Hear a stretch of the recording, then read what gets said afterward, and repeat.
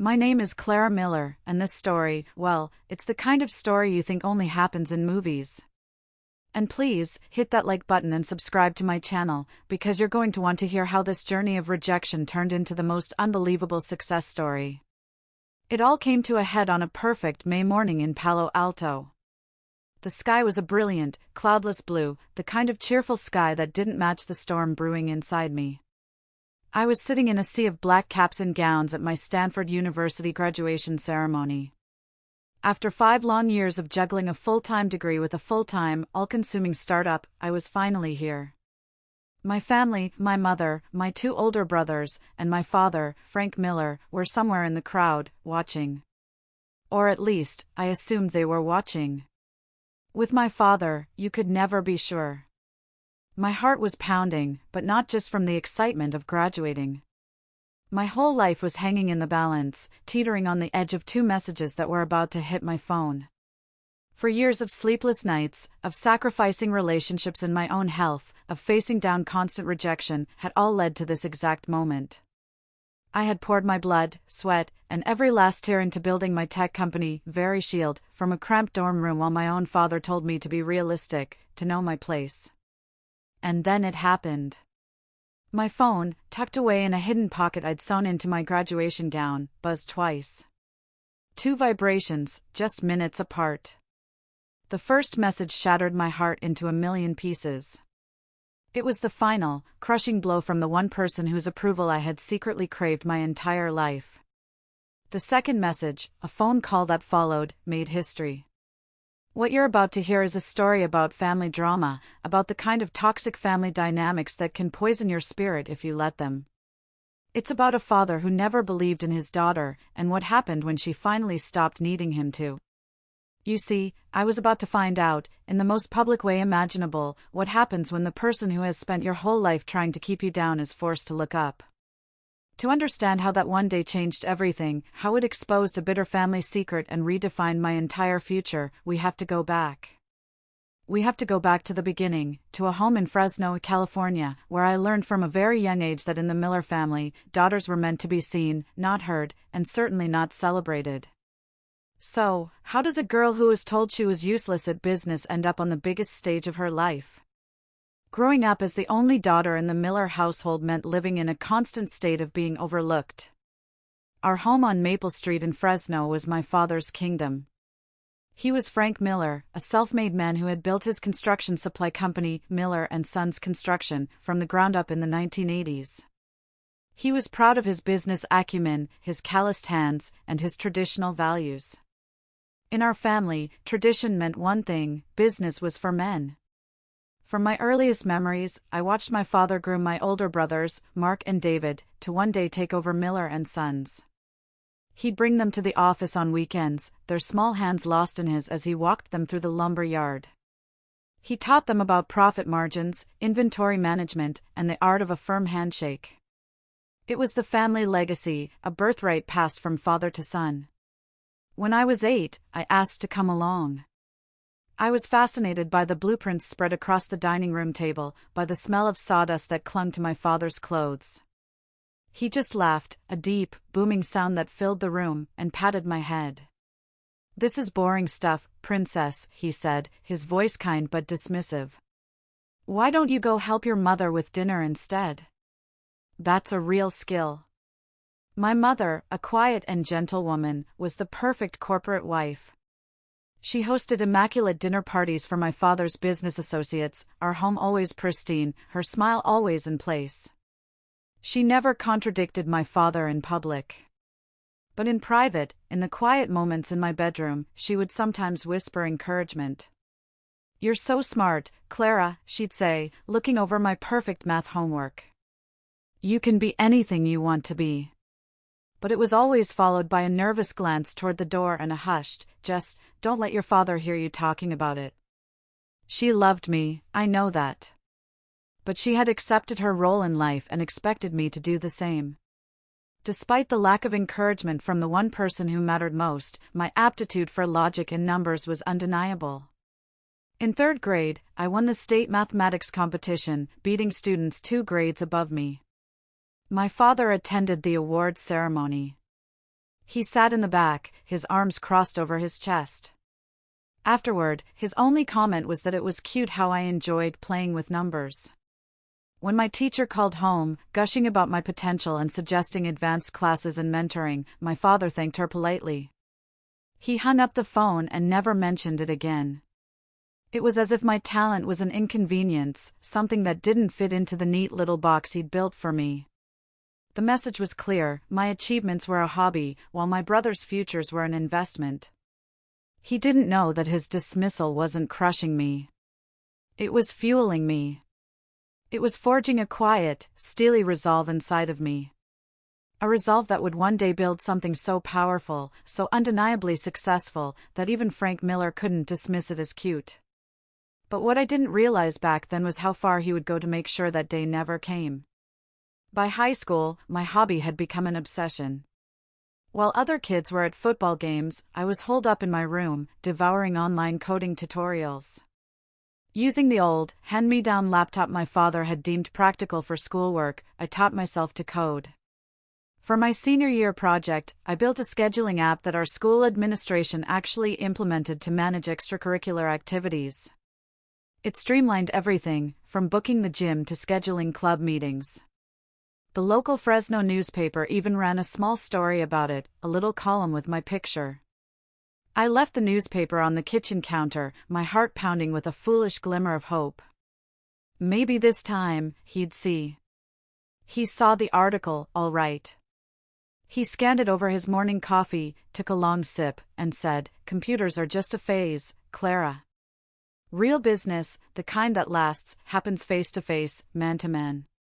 A few months later, for their 16th birthdays, my brothers each got brand new Ford pickup trucks.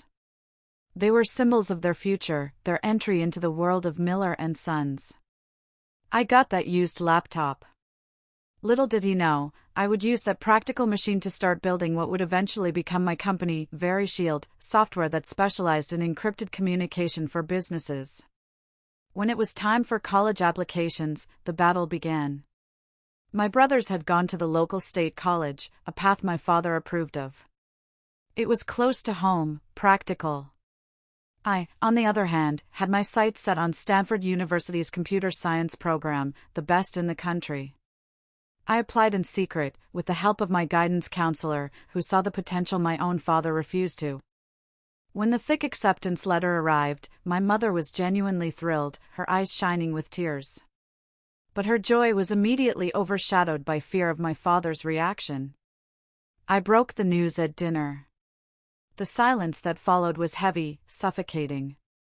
"Stanford," my father finally scoffed, putting down his fork. "What are you going to do there? Waste 4 years and a fortune when you could be getting real-life experience?" He gestured around the table. "Technology is mostly smoke and mirrors. Look at all these .com businesses failing." "Dad, it's the top engineering school in the country," I said quietly, my voice barely a whisper.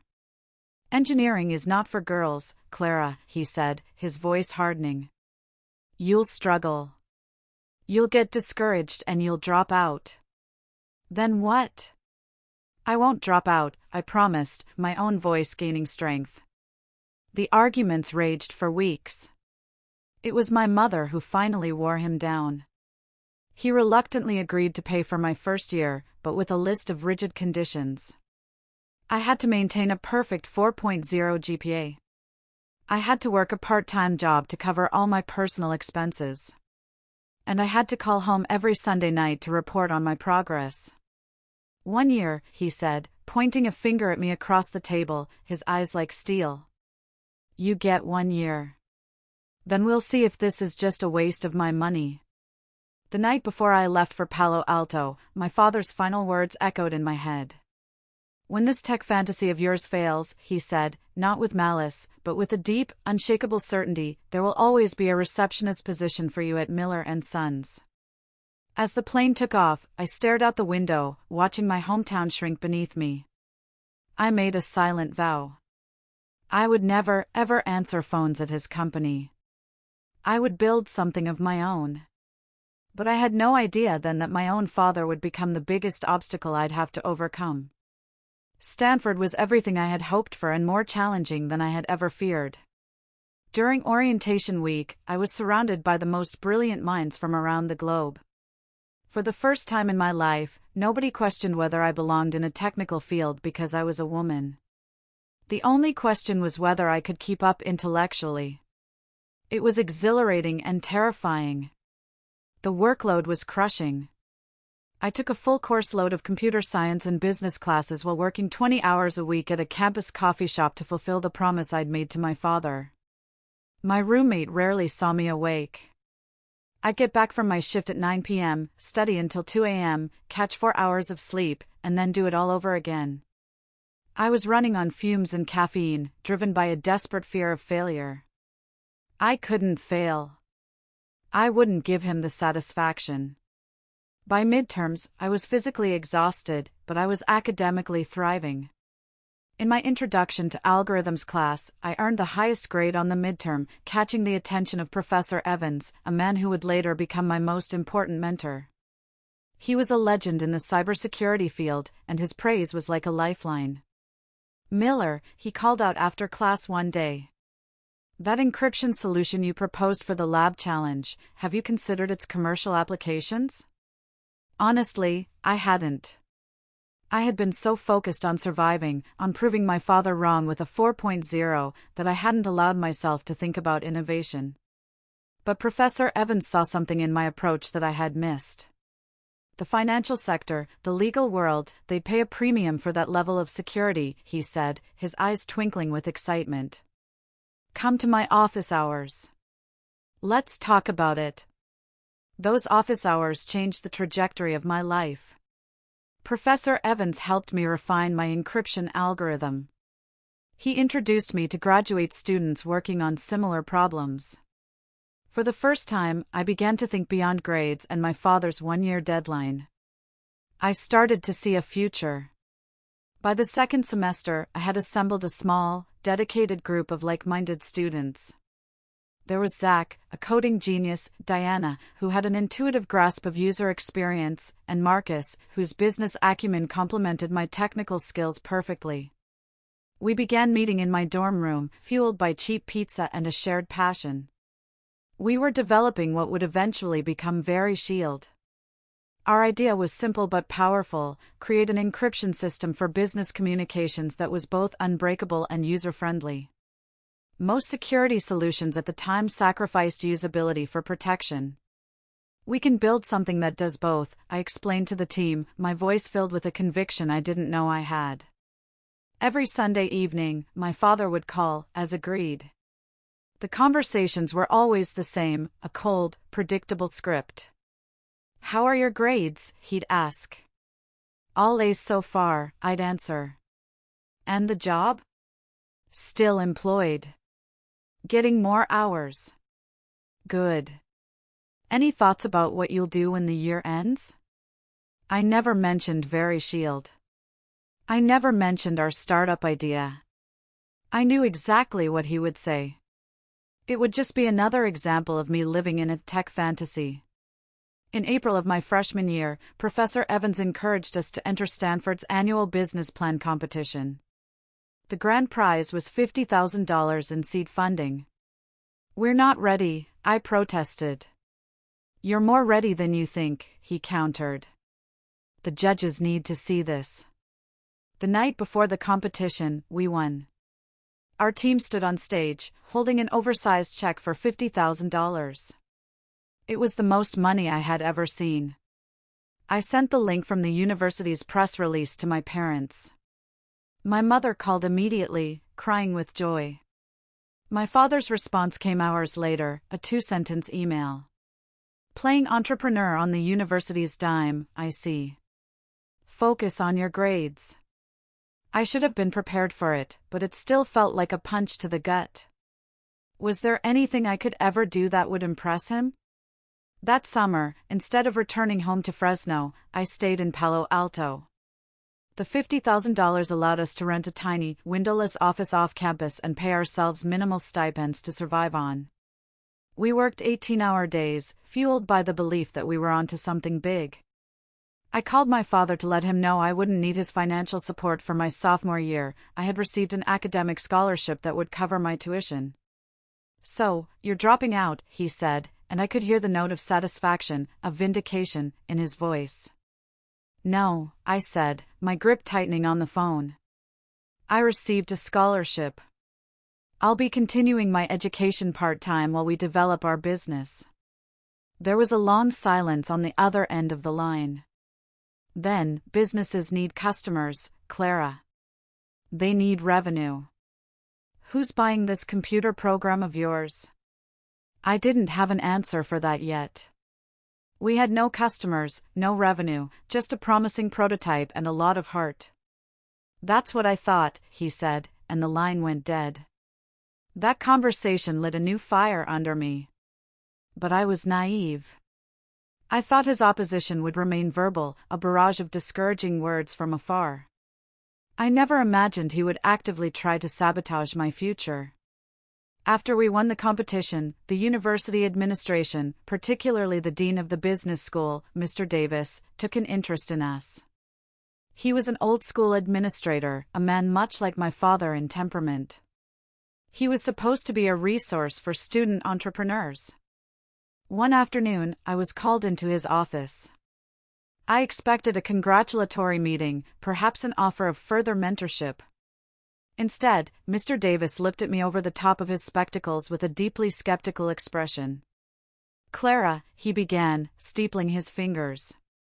"I received a rather interesting phone call this morning. From your father, Frank Miller." My blood ran cold. My father?" "Yes," he continued, his tone condescending. "He expressed some concern. He seemed to be under the impression that you are, and I quote, the face of the project, but that the real technical heavy lifting is being done by the young men on your team. He suggested you are a bit of a dreamer, and that the university should be cautious about hitching its reputation to a project that might be flighty." I was speechless. The air left my lungs. My own father had gone behind my back, calling the dean of my university to discredit me, to paint me as an incompetent figurehead. He wasn't just predicting my failure anymore, he was actively trying to manufacture it. "Sir," I finally managed, my voice trembling with a mixture of rage and hurt. "That is absolutely not true. The core encryption algorithm is my design. This company was my idea." Mr. Davis leaned back, unconvinced. "Be that as it may," he said coolly, "perception is reality in business. Perhaps you should consider taking on more of a supporting role. Let one of the boys handle the technical presentations." I walked out of his office in a daze. The betrayal was so profound, so personal, it physically hurt. I stumbled back to our tiny office and told the team what had happened. They were furious. Zach, my coding partner, looked ready to explode. "That's it," he said. "We'll show him. We'll show all of them." It was Professor Evans who saved me. When I told him, his face hardened. He marched straight into Mr. Davis's office. I don't know what he said, but the next day, Mr. Davis sent me a curt email of apology, and he never bothered me again. The incident was a harsh lesson. My father wasn't just a doubter. He was an active adversary. This wasn't a generational gap or a difference in opinion. This was war. And I had just survived the first battle, but I knew, with a chilling certainty, it wouldn't be the last. Sophomore year was a blur of part-time classes and full-time work at Very Shield. We refined our product and started pitching to potential clients. We faced rejection after rejection. "You're just college students," one potential client told us bluntly. "Why would we trust our company's most sensitive data to you?" We rebranded. We created professional marketing materials. We practiced our pitch until we could deliver it in our sleep. And then, finally, we got our first yes. A small financial advisory firm in San Jose was willing to take a chance on us. The day we received our first payment of $10,000, I almost cried. I took the team out for pizza, and as we celebrated, I felt a surge of pride. We were a real company. That first client led to 5 more. And those 5 to a dozen more. But with our growing client list came growing pains. We were still just a handful of students running a tech company, and we were in over our heads. The summer after sophomore year brought our first major crisis. A client experienced a security breach. It wasn't our fault, they had implemented our software incorrectly, ignoring our installation guidelines. But in the world of cybersecurity, the blame always falls on the vendor.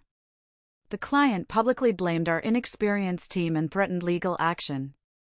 The news was devastating. We barely had enough cash in the bank to make payroll for 3 months, let alone fight a lawsuit. Our dream was turning into a nightmare. We needed money, and we needed it fast. That meant we had to do what I was dreading, we had to seek venture capital. That was when my father decided to strike again. We had a promising lead, a major construction firm called Henderson Construction. They were a much bigger company than any we had worked with before. Landing them would be a game changer. Their CTO was impressed with our technology, and we were in the final stages of negotiating a 6-figure contract. It was the lifeline we desperately needed. Then, one Monday morning, I got an email from their CTO. "Clara, I'm sorry, but we've decided to go in a different direction." No explanation. No further discussion. They just ghosted us. I was heartbroken. That contract would have solved all our problems. Marcus, our business lead, was suspicious. He had a good relationship with their team. He did some digging. A few days later, he came into my office and closed the door, his face pale. "Clara," he said quietly. "You're not going to believe this. I spoke to a friend in their IT department. He said Mr. Henderson, the CEO, made the final call to kill the deal." "Why?" I asked, my stomach twisting into a knot. Marcus took a deep breath. "Because he got a call from an old friend of his in the construction business. Someone he trusts. That friend told him that VeriShield was just a glorified school project, that we were unreliable, and that we were on the verge of bankruptcy. He told Henderson that his daughter was in way over her head and that doing business with us would be a huge mistake." The room spun. I didn't need to ask. I knew who it was. It was my father, wasn't it? Marcus just nodded. The betrayal was staggering. He hadn't just called my dean. He had actively used his own business connections to poison a deal, to intentionally try and bankrupt his own daughter's company. He was trying to crush me, to permanently destroy any chance I had of succeeding on my own terms. We were on the brink of collapse, and he was the one who had pushed us over the edge. What kind of a father does that? The loss of the Henderson contract was a body blow. We were hemorrhaging money, and the threat of the lawsuit still loomed over us. My father's sabotage had pushed us to the very edge of the cliff.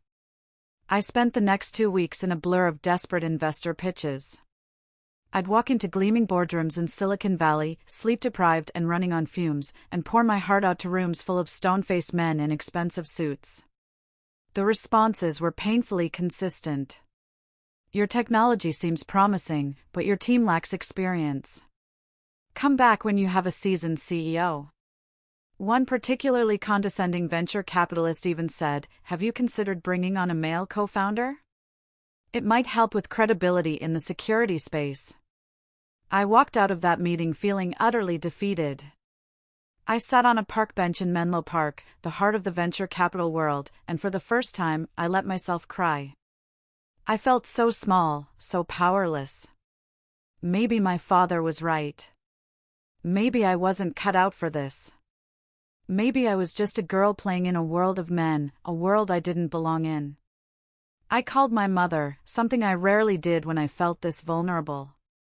"Maybe Dad was right," I admitted, the words tasting like ash in my mouth. "Maybe I should just give up." There was a pause on the other end of the line. Then, my mother's voice came through, firmer than I had ever heard it. "Frank Miller has been wrong about many things in his life, Clara," she said, her voice steely. "Do not you dare make him right by giving up now." Her words were the jolt I needed. The next day, I had one last pitch scheduled. It was with Artemis Ventures, one of the few female-led VC firms in the Valley. I walked in expecting another rejection. I was met by the firm's founder, Eleanor Vance. She was in her 50s, poised and intelligent, with eyes that seemed to see right through you. I launched into my pitch, my voice shaking at first, but gaining strength as I talked about our technology, about the problem we were solving. Eleanor listened without interruption. She didn't check her phone. She didn't look bored. She asked detailed, technical questions that showed she actually understood our product. When I finished, she leaned forward, a small smile playing on her lips. "You remind me of myself 20 years ago," she said, her voice warm.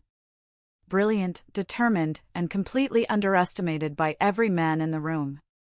I held my breath.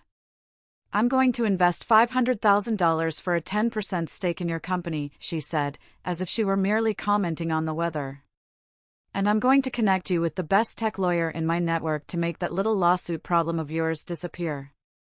Tears of relief streamed down my face. I couldn't speak. "But," she continued, her expression serious, "you need to promise me something. When you succeed, and you will succeed, you will remember what it feels like to be dismissed because of your age and your gender. And you will find a way to help the next young woman who comes to you with a brilliant idea." "I promise," I whispered, and I meant it with every fiber of my being. That meeting didn't just save my company. It saved my dream. Eleanor Vance became more than just an investor, she became my mentor, my advocate, my champion. She was the polar opposite of my father.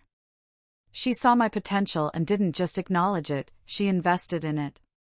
The battle was far from over, but for the first time, I knew I wasn't fighting it alone. With Eleanor's investment and guidance, everything changed. We settled the lawsuit for a fraction of what the client initially demanded. The experience taught us to be more careful, to document everything meticulously, but most importantly, it taught me that having the right allies was everything. Eleanor became my shadow advisor. She introduced us to potential clients, helped us refine our business model, and coached me on leadership skills I desperately needed. "You have the technical vision," she told me. "Now you need to learn how to lead people." By the end of my junior year, VeriShield had 15 employees working out of a converted warehouse space in Palo Alto. We were generating consistent revenue. I was no longer just a student playing at business, I was a CEO. Each new hire brought a mix of excitement and sheer terror. These people were trusting their livelihoods, their mortgages, their families, to my vision. What if I failed them? The pressure was immense.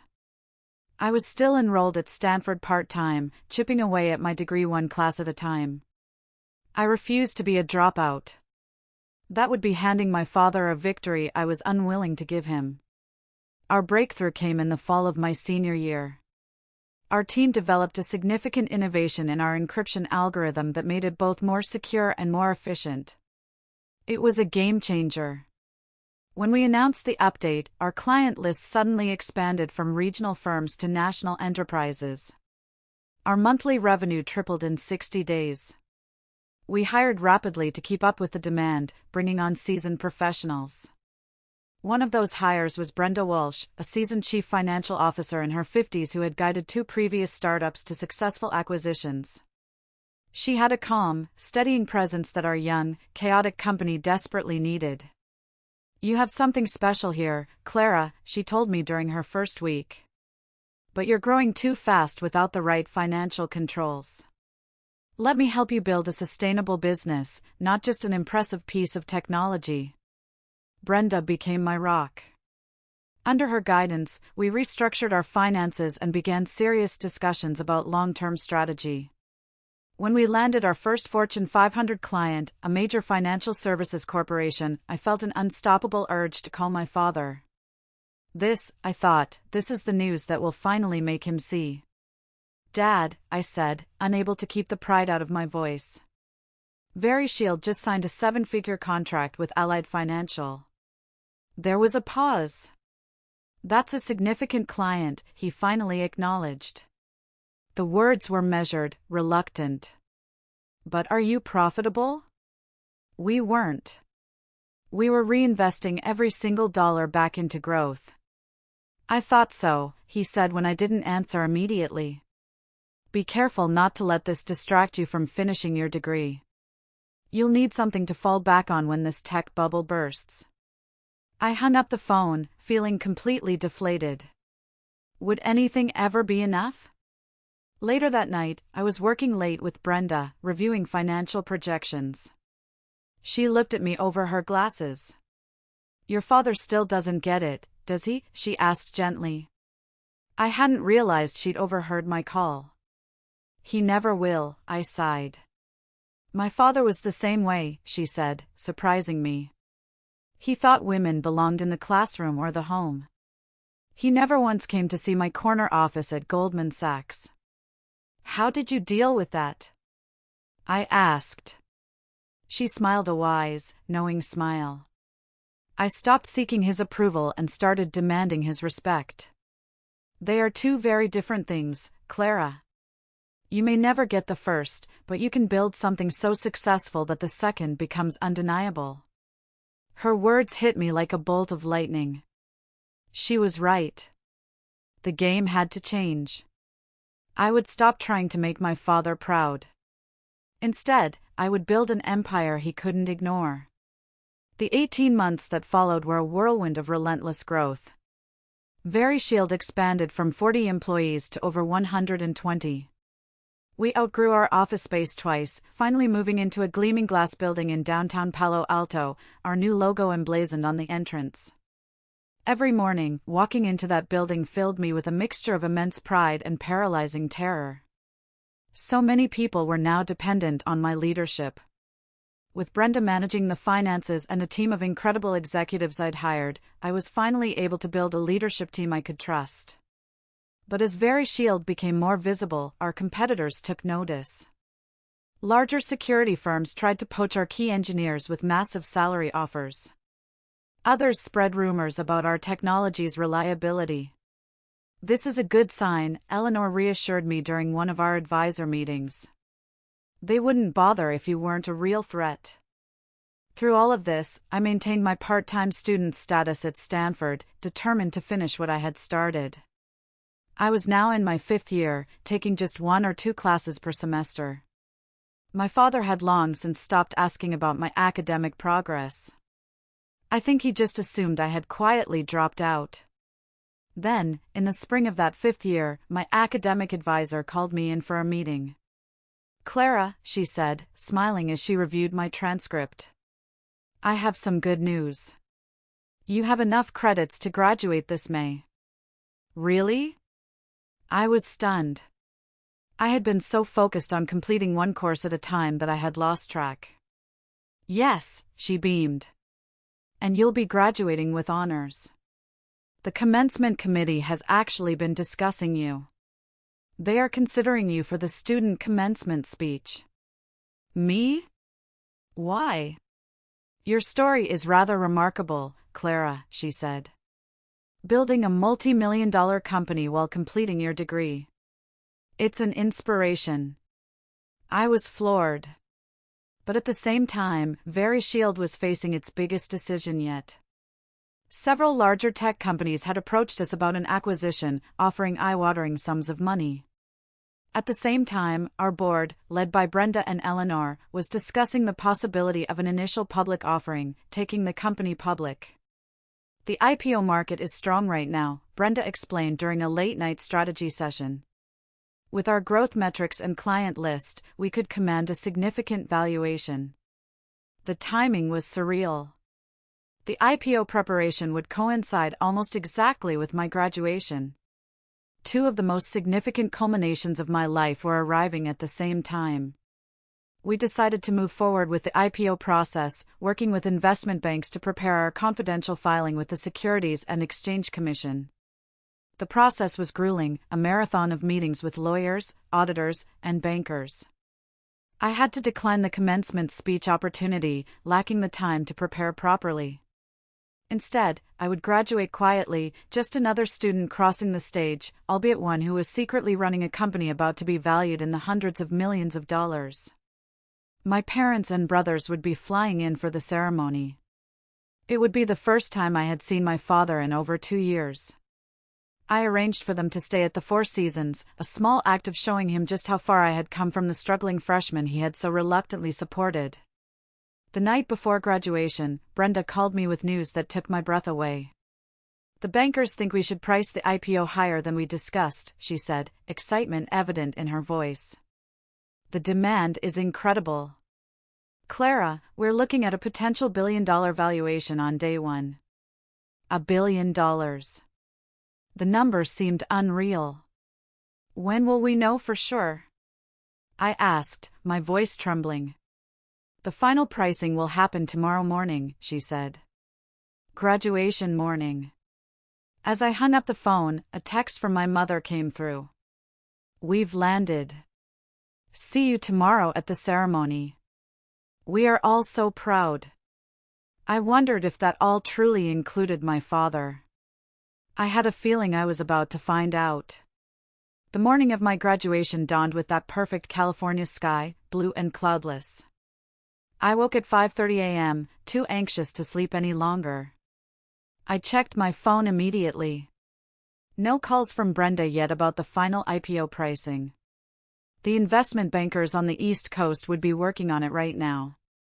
I showered and dressed in a simple black dress to wear under my graduation gown. After 5 years, the sight of that cap and gown hanging on the back of my door felt surreal.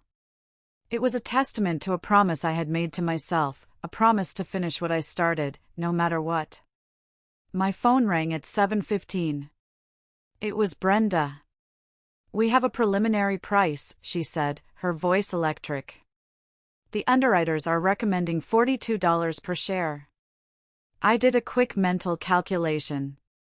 "That puts us just over $1 billion market cap," I breathed. "A unicorn at IPO," she finished for me. "It's rare, Clara. Really rare." My hands were shaking. "When will it be final?" "The pricing committee meets in an hour. We should have confirmation by 9:30. The public announcement will go out shortly after that." My graduation ceremony started at 10 o'clock. "I'll be in the middle of graduation," I said. "I know," she replied. "Keep your phone on vibrate." After hanging up, I sat on the edge of my bed, trying to process it. $1 billion valuation. It would validate everything, all the years of hard work, all the nights I'd slept on my office couch, all the doubts I had pushed through. It would be the ultimate, undeniable answer to my father's constant dismissal of me playing entrepreneur. At 8:30, I walked toward campus to meet my family. I spotted my mother first, elegant in a blue dress. Next to her stood my brothers, Mark and David, both looking uncomfortable in their suits. And then, my father. He stood stern-faced as always, his posture rigid in his perfectly tailored suit. He looked older than I remembered, his hair more gray than brown.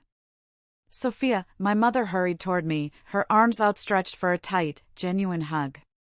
"We are so proud of you, honey." My brothers each gave me quick, awkward hugs.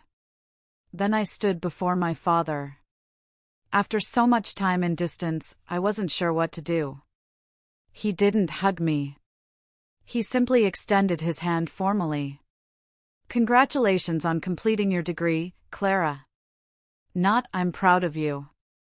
Just an acknowledgement of a task completed. I shook his hand, feeling that familiar, heavy disappointment settle in my chest. "Thank you for coming," I said. "Your mother insisted," he replied, as if I might have wondered otherwise. An announcement called for graduates to begin lining up. "I have to go," I said. "The family seating is in Section C." As I walked away, I heard my father say to my brothers, his voice carrying on the morning air, "Well, at least she finished the degree. She'll need it when this tech bubble bursts." Some things never change. I joined the line of engineering graduates, my mind a million miles away.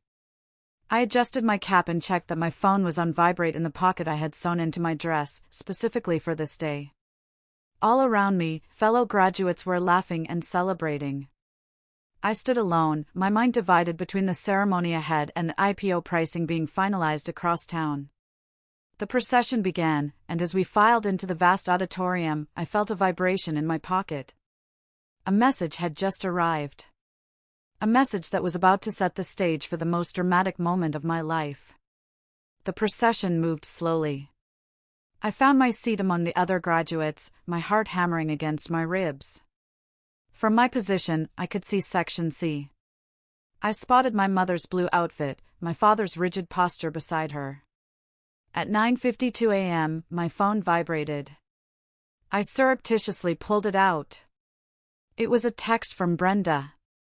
My fingers trembled as I read the words. Pricing confirmed at $44 per share. Final valuation $1.1 billion. Press release goes out in 15 minutes. Congratulations, Clara.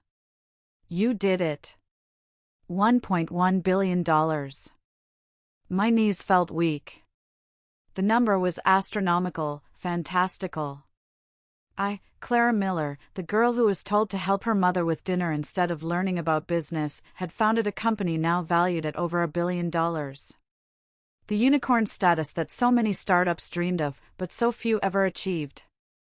And my father, the man who had actively tried to sabotage me, was about to find out. I put my phone away and tried to breathe. The ceremony began with the traditional pomp and circumstance. University officials gave speeches about achievement and building the future. I heard little of it. My mind was racing, replaying every sacrifice, every insult, every small victory that had led to this moment. My phone began vibrating continuously at 10:15 a.m., right on schedule. The press release had gone out. The news was public. Business news channels would be reporting on Verishield's stunning IPO. The tech world would be buzzing. And soon, very soon, my father would know. The vibrations were congratulatory messages from employees, from investors, from mentors. I ignored them all, focusing on keeping my composure. Then, at 10:32 a.m., a different kind of notification. A text message. From my father. He had never texted me before. Not once. With a sense of dread, I opened it. The words on the screen hit me with the force of a physical blow. Don't expect any help from me going forward. You are on your own. There it was. On this day, of all days. The day I was graduating with honors from one of the best universities in the world. The day I was taking my company public at a valuation he couldn't even comprehend. His final message to me was one of rejection and abandonment. It was his last, desperate attempt to put me in my place, to remind me that in his eyes, I would always be a disappointment. Tears threatened, but I blinked them back with a fury I didn't know I possessed. I would not cry. Not now. Not because of him. And then, I heard my name. Clara Marie Miller, Bachelor of Science in Computer Science and Engineering, with honors. I rose to my feet on unsteady legs. The world seemed to move in slow motion as I walked across the enormous stage. The dean shook my hand and handed me my diploma. I managed to smile for the photographer, though inside I was completely shattered by my father's text. I felt numb. But as I stepped off the stage, my phone began to ring. A real call this time. It was Brenda. I hesitated for a second, then answered quietly, turning away from the ceremony. And what happened next? Well, it was a twist of fate so perfect, so poetic, you couldn't have scripted it better. Hello? I whispered into the phone, my voice barely audible. Brenda's voice erupted from the other end, so full of jubilant energy that I had to pull the phone away from my ear. She wasn't whispering. "Clara! You did it! The stock is already trading up in the private placement. The IPO is a massive, historic success." I was still close enough to the stage that her excited voice carried in the hushed, cavernous auditorium. Several people nearby, including some faculty members, turned to look at me.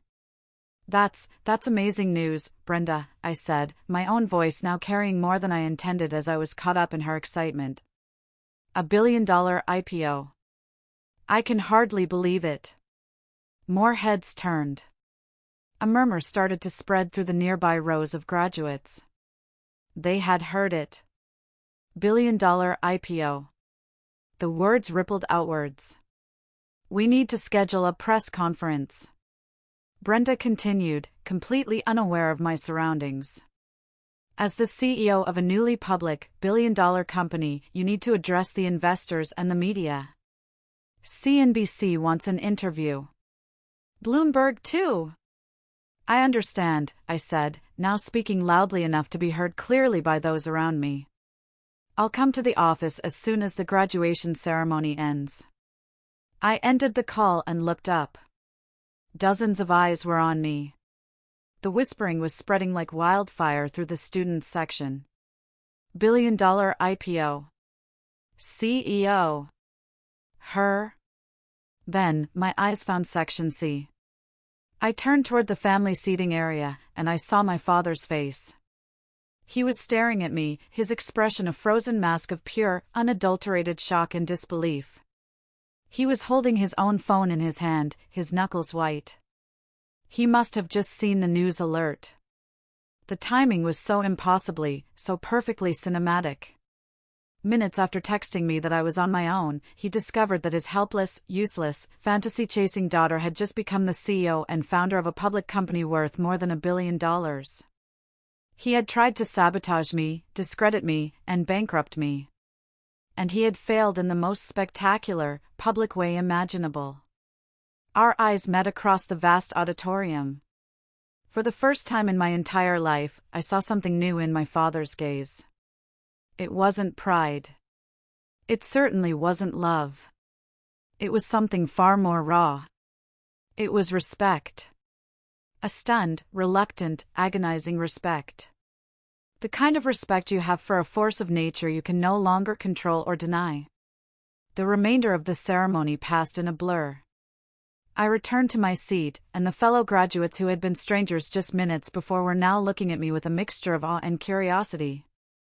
The buzz about the student CEO with the $1 billion IPO had swept through the auditorium faster than any official announcement. As we filed out after the ceremony, several professors stopped to congratulate me, mentioning they'd just seen the news on their phones. Professor Evans, my earliest supporter, gave me a huge, knowing smile and a thumbs up from across the crowd. The quiet graduation I had planned for had just exploded into a public spectacle. The battle was over. Now came the confrontation. Outside, in the chaotic joy of families reuniting, I spotted my mother first. She was waving excitedly, her face a beacon of pure happiness. "Sophia," she cried, rushing to embrace me. "Your company, it's all over the news. Why didn't you tell us?"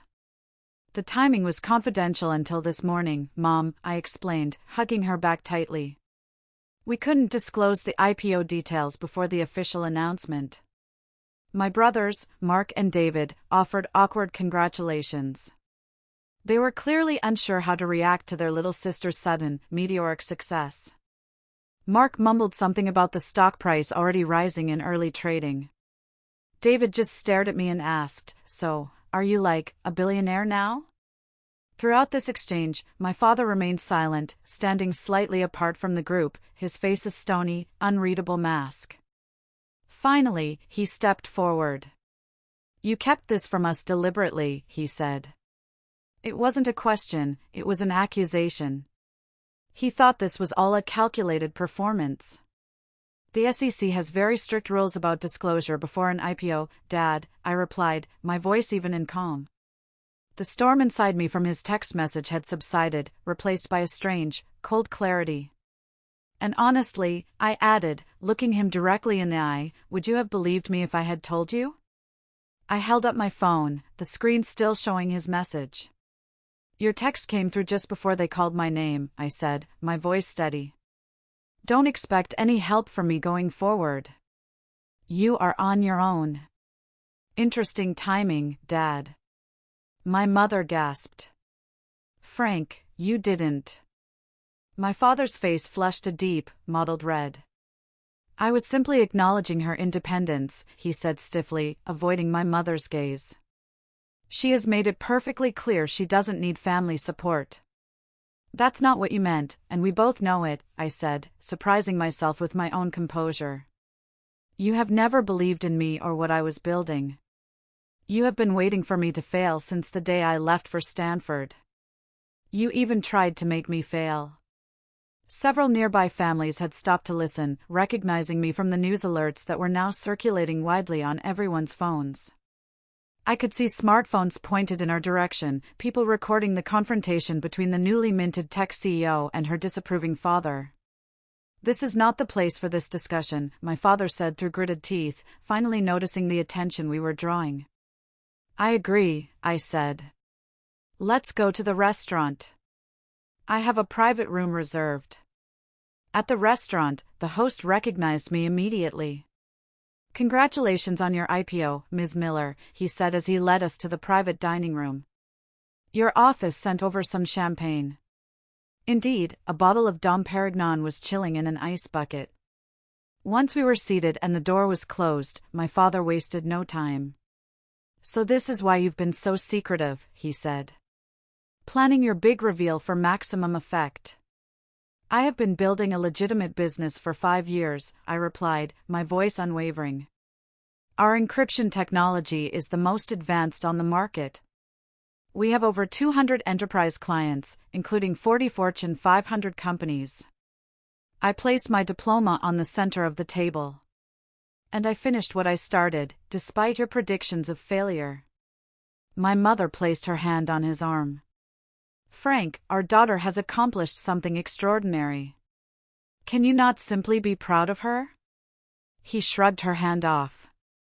Extraordinary? We'll see if this company even exists in 5 years. Most of these tech startups crash and burn. Then, to my utter shock, my brother Mark spoke up. Dad, VeriShield isn't some fly-by-night operation. They're the leader in their sector. I looked them up after seeing Clara in a tech magazine last year. Their client list is insane. My father turned on him, betrayal in his eyes. You knew about this? Something inside me snapped. 5 years of dismissal, doubt, and derision crystallized into a single moment of perfect clarity. I stood up. My little computer program, as you call it, I said, my voice low and steady, just created over $1 billion in value. It employs over 150 people. I did all of this while you were telling me I would fail. While you were betting against me. While you were telling me the best I could hope for was answering phones. The room fell completely silent. I need to go, I said more gently. I have media obligations this afternoon. As I turned to leave, my father spoke my name. Clara. I paused, looking back at him. Congratulations on your IPO, he said, the words clearly difficult for him, forced from his lips. It is, impressive. Not I'm proud of you. Not I was wrong. Just an acknowledgement of the undeniable. Thank you, I said. That might be the first genuine compliment you've ever given me. I walked out of the room, leaving him sitting at the head of the table, silent and defeated. As I stepped into the waiting car, I didn't feel triumphant. I felt free. The 48 hours following my graduation were a blur of media interviews, investor calls, and employee celebrations. I barely slept, running on adrenaline and the pure exhilaration of seeing 5 years of relentless work validated so dramatically in the public markets. By the closing bell on the second day of trading, VeriShield stock had stabilized at $71 per share, giving us a market cap of $1.6 billion. The numbers were staggering, almost abstract. My personal stake, on paper, was worth over $300 million. But what felt more real than the money was the crushing weight of responsibility. My father, true to his word at the restaurant, had taken an early flight home, unwilling or unable to process the new reality of his daughter's success. That evening, I had a quiet dinner with my mother and brothers at a small Italian restaurant, far from the prying eyes of the financial district. Over pasta, my mother finally asked the question that had been hanging in the air. "What happened between you and your father? When did it get so broken?" I thought for a moment. "It was never really whole to begin with, Mom. He never saw me as having the same potential as Mark and David. When I chose a different path, it just confirmed what he already believed." "He's proud, in his own way," she offered weakly. "No," I said gently. "He's impressed by what he can no longer dismiss. That's different from pride." It was then that my brother Mark cleared his throat, a wry smile on his face. "Well, for what it's worth," he said, "Dad has been an absolute nightmare to be around since the IPO news broke. He spent all day yesterday on the phone with his investment advisor." I looked at him, confused. "Why?" Mark let out a short laugh. "He was trying to buy shares in your company. Apparently, he thinks VeriShield is a rock-solid investment now. He'd never admit it to you, of course." I nearly choked on my wine. The irony was so thick, so perfect, it was almost comical. The man who had tried to destroy my company was now desperately trying to buy a piece of it.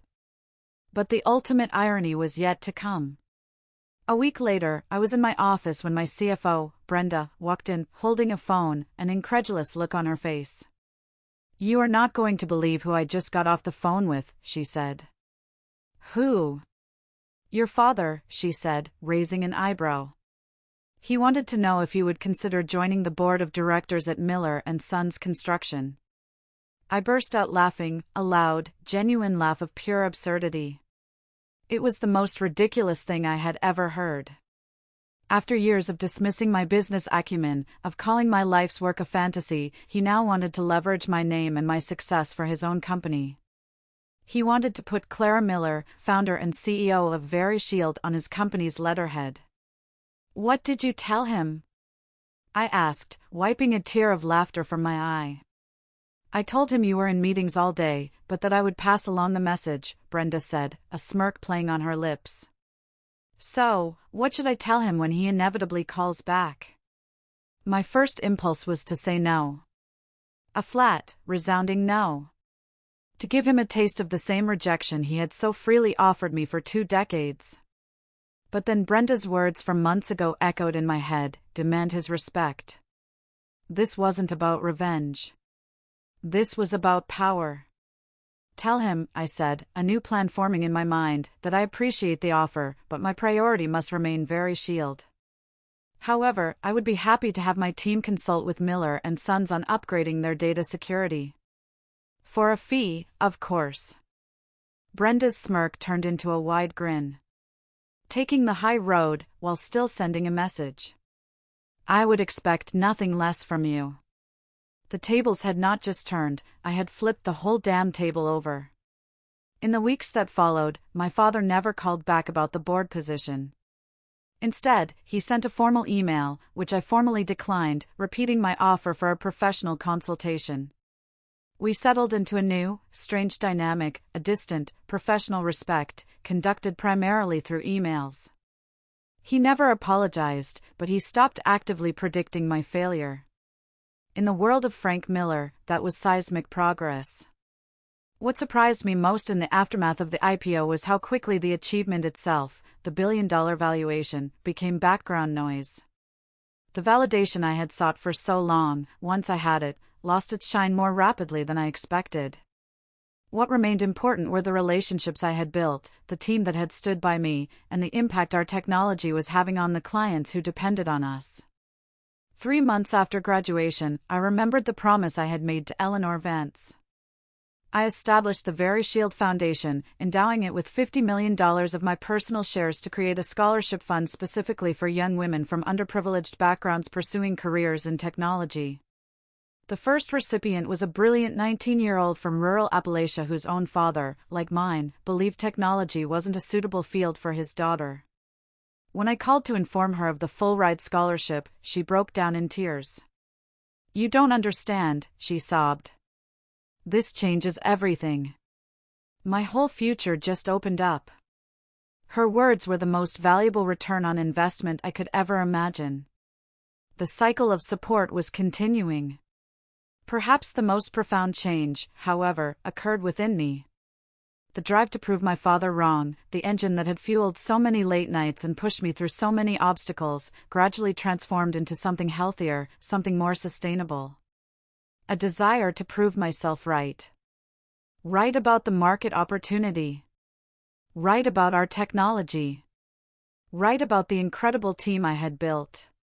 1 year after our IPO, I was invited back to Stanford, not as a student, but as a guest lecturer to talk about entrepreneurship. Standing at the podium in the same auditorium where I had graduated, I looked out at the sea of eager, hopeful faces. "Success is not about proving other people wrong," I told them, my voice ringing with a conviction born from experience. Though I admit, that can be temporarily satisfying. True, lasting success is about proving yourself right. It's about validating your own vision against all odds, and then using that success to lift others up behind you. During the Q&A session, a young woman raised her hand. "This is all so inspiring," she said. "But I have to ask. Did your father ever admit he was wrong about you?" The auditorium fell silent, waiting for my answer. I smiled. "No," I said honestly. "He hasn't. And what I finally learned is that I no longer need him to." As I left the stage to a wave of applause, my phone buzzed. It was a text. From my father. "Saw your lecture was live-streamed. Well said. No apology. No admission of error. But it was a step. A small, almost imperceptible step." I smiled, put the phone away without replying, and walked out into the California sunshine. My validation no longer came from a text message from Frank Miller. It came from the hundreds of employees who trusted their careers to my leadership. From the clients who entrusted their most sensitive data to our technology. And from the young women who now saw a map for their own journeys in mine. And that brings me back to you. What did you think of my story? Have you ever had to navigate complicated family relationships while pursuing your dreams? I'd love to read about your experiences, so please drop a comment below to share your thoughts.